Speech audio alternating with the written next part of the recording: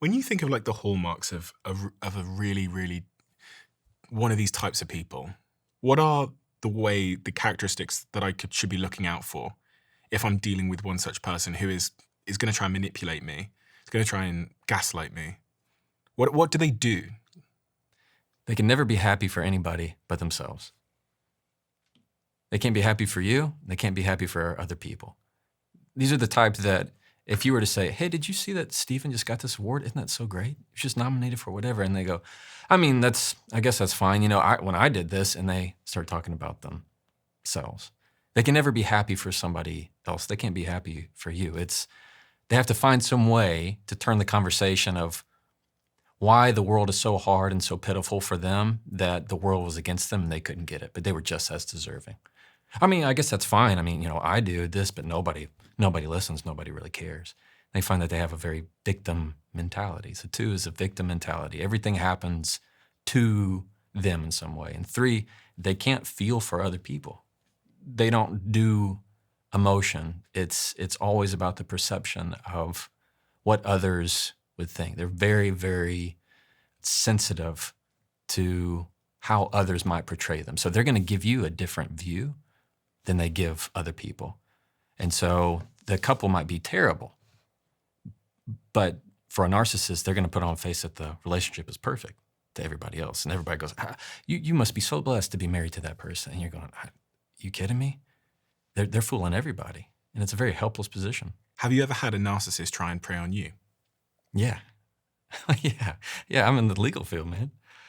Expert witnesses have opinions to them that are unquestionable. This is their opinion and nobody else could ever argue with it. When I have another expert who says just the opposite. So a lot of the times they are very condescending. That's fine. And they have their opinion and this is all there is. And how dumb of you to ever question me.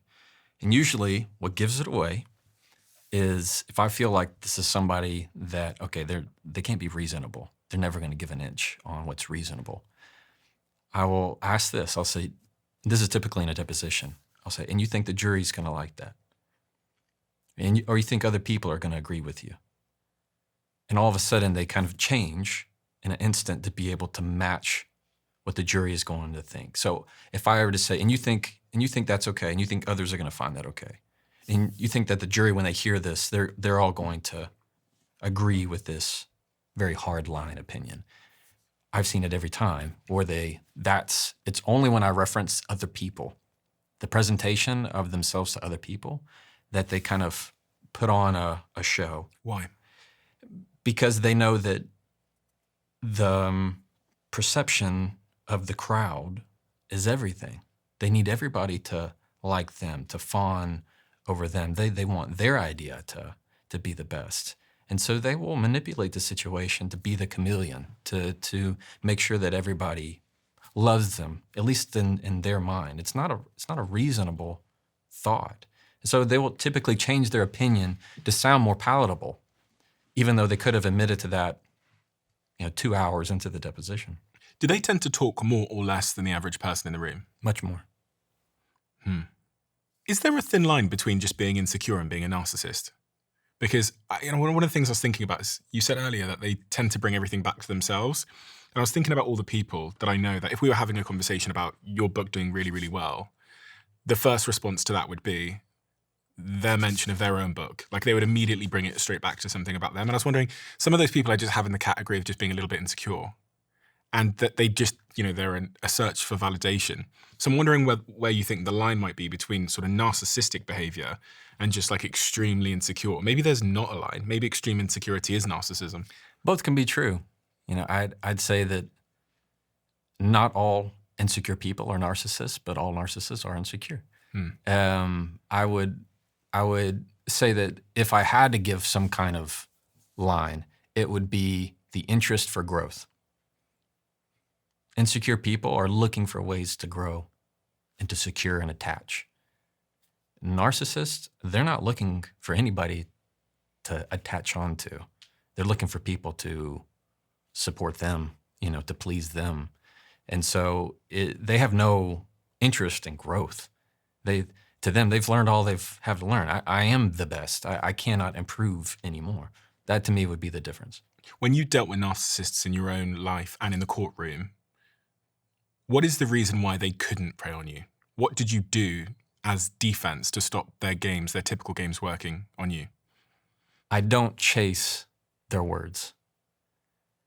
Often one of the biggest things I see wrong in conversation is a narcissist will, same for a gaslighter, they'll dig a hole, all right? And then they expect you to fill it. Meaning they're gonna say something to frustrate you. And you go, no, that's not what happened, don't you remember? And you start chasing it. And then they just dig another hole. And then you keep going, and you keep going, and you're exhausted. Because all you've been doing is trying to plug holes. You're not having a real conversation. And when I can give it a very clear definition, a very clear signal of noted, I'm just gonna stay right there. I'm gonna put down the shovel and stay right there with them. And maybe I'll say something as neutral as, got it. I don't have to chase it. I don't have to say anything. And to me, the people that have those narcissistic traits, once they realize that they can have no game with you, that you're not going to play, they find somebody else. They find somebody else. If you've ever had somebody come to you and they're the more emotionally toxic type of person, they always have some kind of problem. They come with you and they have this problem. You go, I can't right at this moment, I will. And 10 minutes later, what's happened? They don't have that issue. They've already gone to talk to somebody else. I was watching Dame Dash on The Breakfast Club. I don't know if you've seen it, but it's really, Another Breakfast Club. But it's Dame Dash is on there because he filed for bankruptcy and Charlemagne is sat there. Mm-hmm. And Charlemagne is, I've actually interviewed both of them, both Dame and Charlemagne. And Charlemagne is very relaxed and every once in a while just tells Dame Dash that he thinks he's broke. And then Dame Dash is very hot-headed and trying to prove prove all the reasons why he's not broke and really gassing himself.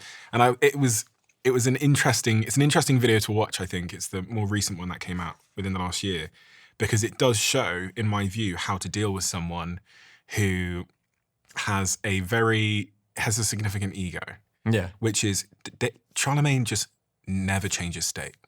No matter what the volume is, no matter how much emotion, no matter when he starts calling him some quite personal insults, Charlemagne's demeanor, his tone, his posture, doesn't change. Unbothered.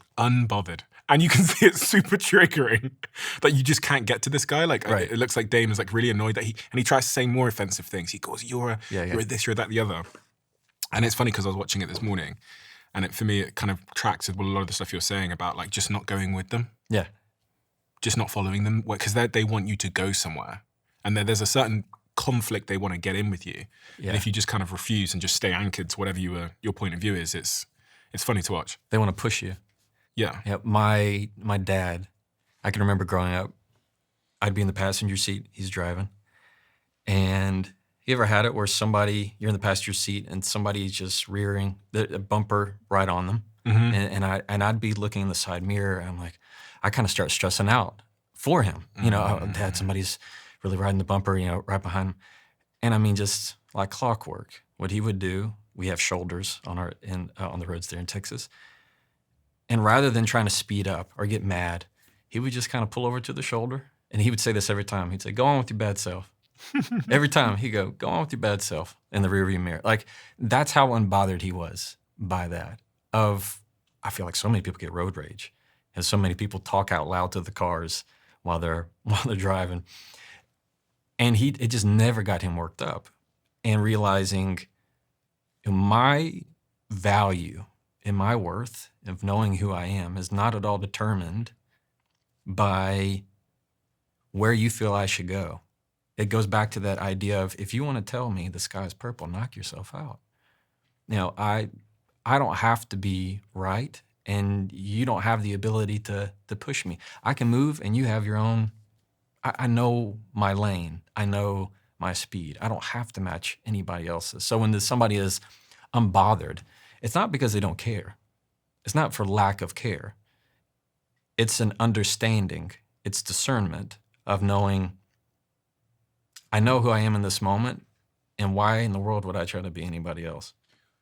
Wouldn't life be amazing if we could all be untriggerable? It'd be more peaceable, that's for sure.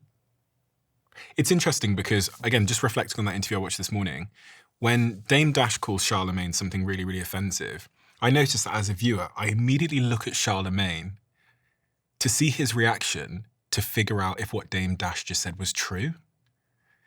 And do you see what I'm saying? So Yes. he turned to him and said, "You're a X." Right. And then Charlemagne just kind of laughed. And Yeah. like, it was like water off a duck's back. So immediately as the viewer, I go, well, that can't be true then, because Charlemagne doesn't seem to care. Exactly. Well, it's not the lack of a care. It's just the opposite. It's all the more care of knowing who he is. So if I were to tell you right now, I hate your purple shirt. It's the most ugliest purple shirt I've ever seen, Stephen. Like, your shirt is so ugly in that purple. Does it affect you whatsoever? No, because I'm not wearing a purple shirt for anyone listening on Apple or Spotify. That's right. Yeah. That's a good point. Right. But you see how you already know the characteristics of you. You already know what you're wearing. And it's not just your clothes. I'm wearing my confidence. I'm wearing everything that your parents, your loved ones have instilled and put on you. I'm wearing the armor of my faith. I have all these other things that I'm wearing. And if you want to say my shirt's purple, that doesn't affect me at all, because that's not who I am. And so often people get mixed up of arguing about, no, I don't have a purple shirt on. When, why would you ever argue with that? It's that quote by Abraham Lincoln that I love. If never argue with a fool, because an onlooker can never know the difference. Right? And so it's knowing, no, I know exactly who I am and what I'm wearing. And this sort of speaks to the fact that your reaction determines how onlookers will interpret everything that's happening. Like, you know. Oh, the worst thing you could do to somebody who insults you is laugh. I mean, what does it do? It infuriates them, right? But when, same thing with a bully. A bully says something to you that they know is meant to hurt you. And if I were to turn around and say, did you say that to embarrass me? I mean, what are they going to do? They could say yes, they could say no. But either way, you're realizing I'm not going to get any reaction. What you're showing them is, for you to do this, it's just not going to be fun for you. It's going to be zero fun whatsoever for you. And so they'll find that with somebody else. It's always your reaction that's going to determine how the conversation goes forward. There's a lot of people listening right now that are a long way away from that. Very easily triggered. Yeah. Seeking justice, you know, whatever it might be. For those people, is it like a muscle they have to build, or what is the journey to getting to this level of sort of mastery? It's a discipline. It is in the same way that people invest in so many other things in our life. We invest in our health. We invest in self-help books. We invest in the podcasts that we listen to. It is the same. You have to invest in your communication. We don't get taught in school. We don't, I went to law school. People think I learned this in law school. No. Law school teaches you how to read the law. It doesn't teach you how to read people. You had to me, if you are somebody that is in a position of expertise and to share something, it either came at great personal cost or you're making it up. Like it is something that you have learned, right? It's true. And so, I mean, whether it's through skill, knowledge, training, you want to know how I know these things? Because I've lived it.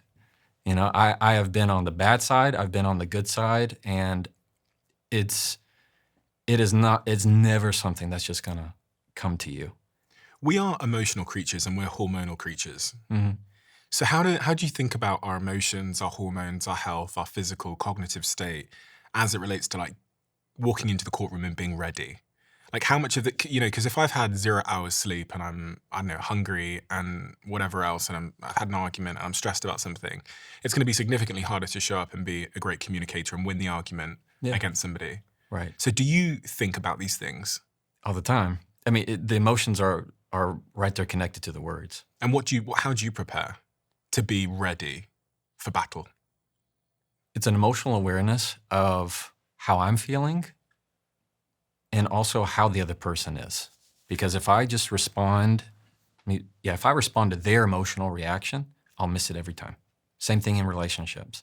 If I respond to the reaction, I'll lose that moment to actually speak to the need.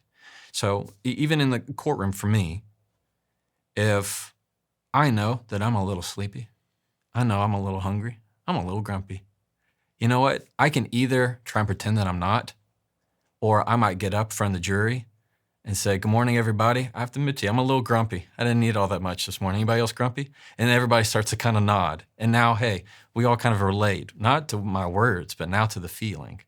And now you trust me more. I trust you more because I'm being more authentic. And do you think people should do that in their own interpersonal relationships, which is just call out their state? Absolutely. Because perfection is not relatable. Struggle is. Emotions are. If I were to come to you and you say, how are you? And I go, good, everything's good, when it is not. Am I being authentic or am I being fake? But if I were to say, let me tell you, I've had a morning and it's tested me in a way I was not expecting and my mind is just not here. Does that make you trust me more or trust me less? Trust you more. Every time. Mm-hmm. So when you can share your struggles with people, I'm not talking about your deep, most inner desire struggles. I'm saying, let me put it this way. Sierra and I check in with each other every morning. It's my wife. And it's only about 10 minutes after she drops the kids off. And we kind of run through how we're doing. And the number one thing she asks me or tells me, goes, you told me a lot about what you're doing. You haven't told me about how you're feeling. And that's the truth of the default, I think, of a lot of men and a lot of people. I'm going to tell you what's going on, what's on my agenda, what I'm doing. I haven't told you a lot about how I'm feeling. And we store all that stuff up because it's still there. But if I can share with you what is my struggle, what's happening, not just the good, but more importantly, the bad, I mean, it's always going to bring that authenticity into the play.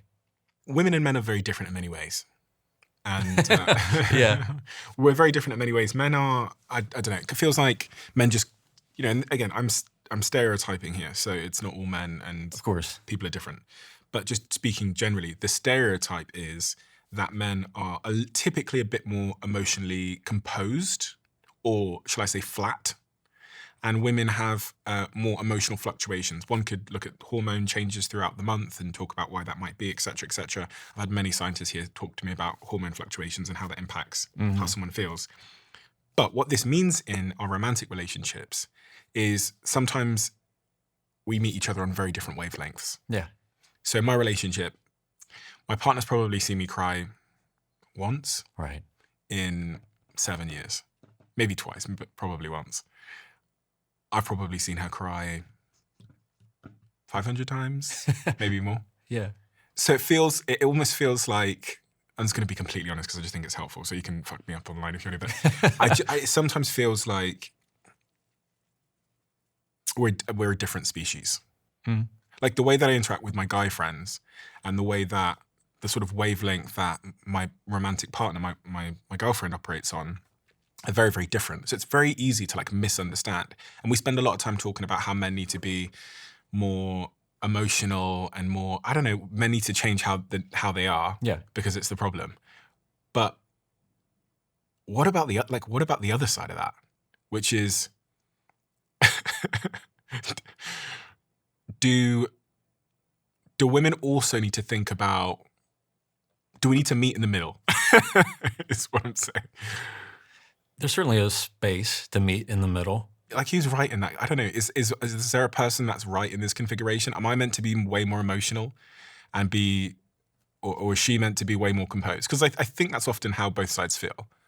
They feel like, why aren't you coming to my wavelength on this issue? But I think here's what you're missing. She would be much more composed if you would be more emotional. Mm. And so a lot of the times what I find in my own marriage is when I show emotion, the more composed she is. I mean, if I start screaming and crying, I think my girlfriend's gonna... I'm not saying screaming. I'm saying show emotion. What kind of emotion? Of being in it with her. And what does that look like? That means you're going to say things that make her feel it. There's a difference if I just go static. That's what happens to me a lot, truthfully, is let's say we're in an argument about something or something came up, and Seer's emotional about it. If I dismiss it, okay, this is so dumb. Really, right now? This is, because arguments never come at the most opportune time. They come at the worst possible time. Yeah, that's all relationships. If I dismiss it, right, does that make her come closer to me or further away from me? And if I'm pushing her further away from me, why would she not be more emotional? Why would she not be further away from me if I dismiss that? For every woman to be more emotional as a man, tears are not necessary. Connection is, being in it is, saying things that make her feel that you're genuinely feeling it. The difference I find with men and what I struggle with is I can say that I'm sad. I have a hard time expressing sad. I can say that I'm really regretful. I have a hard time expressing that. I think that is something that happens a lot with most relationships, and I think that happens a lot with men. We were emotional, and we got taught early that you are not to cry. I couldn't even tell you how many times I ever saw my dad cry. If you love the Diary of a CEO brand and you watch this channel, please do me a huge favor. Become part of the 15% of the viewers on this channel that have hit the subscribe button. It helps us tremendously, and the bigger the channel gets, the bigger the guests.